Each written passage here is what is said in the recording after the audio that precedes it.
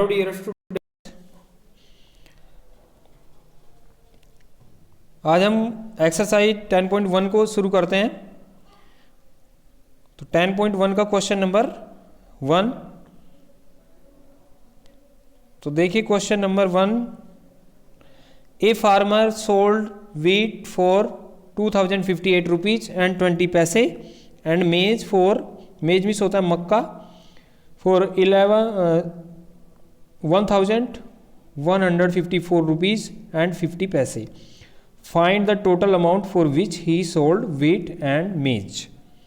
यानी total amount निकालना है हमने, जितने में उसने क्या किया, वीट को बेचा यानी गेहूं को, और मेज मक्का को। तो देखिए सॉल्यूशन कैसे होगा इसका। वीट जो सोल्ड किया उसने वो कितने रुपए में किया, इतने में, हमने यहाँ पे लिख दिया। मेज सोल्ड जो किया वो इतने रुपीज़ में किया, यहाँ पे लिख दिया। अब इसमें आपको ये ध्यान रखना है, मैंने आपको पिछली वीडियो में भी ये चीज़ बताई थी कि पॉइंट के नीचे आपका पॉइंट आना चाहिए, यानी दशमलव के नीचे दशमलव ही आना चाहिए।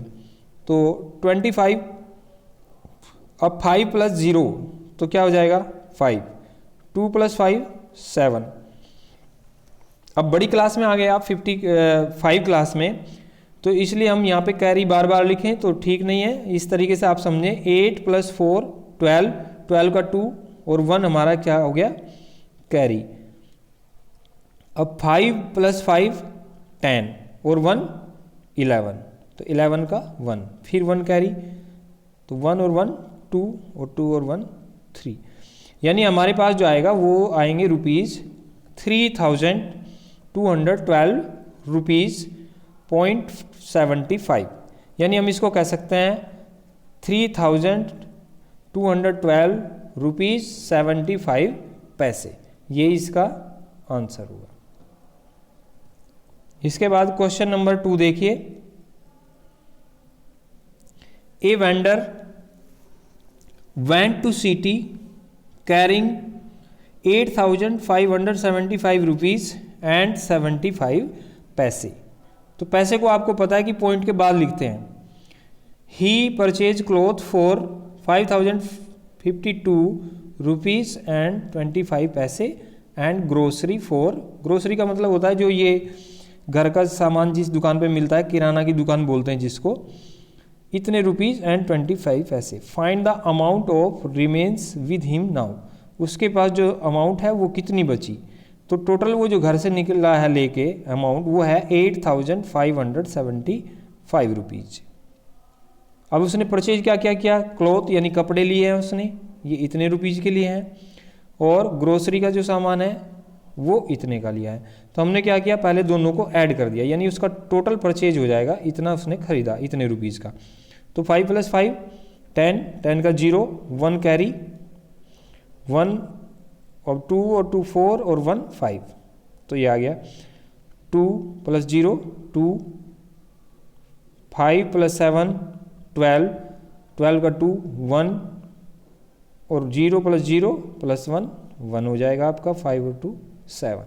यानी परचेज उसने किया टोटल 7122 एंड 50 पैसे का।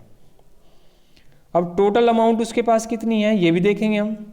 तो टोटल अमाउंट उसके पास जो है वो है 8575 एंड 75 पैसे। परचेज कितना किया उसने, परचेज किया उसने 7122.50, यानी 50 पैसे भी कह सकते हैं आप इसको, इतने रुपीज़ 50 पैसे। तो अमाउंट ऑफ रिमेन्स, जो अमाउंट उसके पास बचा हुआ है वो क्या करेंगे, टोटल जो अमाउंट है और जो इतना उसने सामान खरीदा, चाहे वो ग्रोसरी का है चाहे क्लोथ्स का है, तो दोनों को हमने पहले ही ऐड कर लिया था। तो टोटल में से जितना सामान उसने परचेज किया, जितने रुपीज़ का, वो रुपीज़ हम इसमें से घटा देंगे। तो घटाने के बाद हमारे पास देखिए 5 - 0 5 होगा, 7 - 5 ये 2 होगा। अब देखिए आप 5 - 2 ये हो जाएगा आपका 3, 7 - 2 ये हो जाएगा 5 और 5 - 1 4 और 8 - 7 1, तो ये हो जाएगा 1453.25 या 25। यानी हम कह सकते हैं कि उसके पास 1453 रुपये 25 पैसे बचेंगे। इसके बाद देखिए क्वेश्चन नंबर 3। क्वेश्चन नंबर 3 में क्या करना है, जिस तरीके से हमने पिछले वीडियो में एग्जाम्पल लिए थे मल्टीप्लाई के, तो मल्टीप्लाई करना है। देखिए कैसे सोल्व लिखा हुआ है इसने, फर्स्ट ₹525 एंड 25 पैसे इंटू 13 के साथ इसकी मल्टीप्लाई करनी है, यानी 13 बार भी कह सकते हैं आप इसको, 13 गुना भी कह सकते हैं। तो कैसे करेंगे देखिए, हमने इस तरीके से किया, आप भी इस तरीके से कर सकते हैं सॉल्यूशन।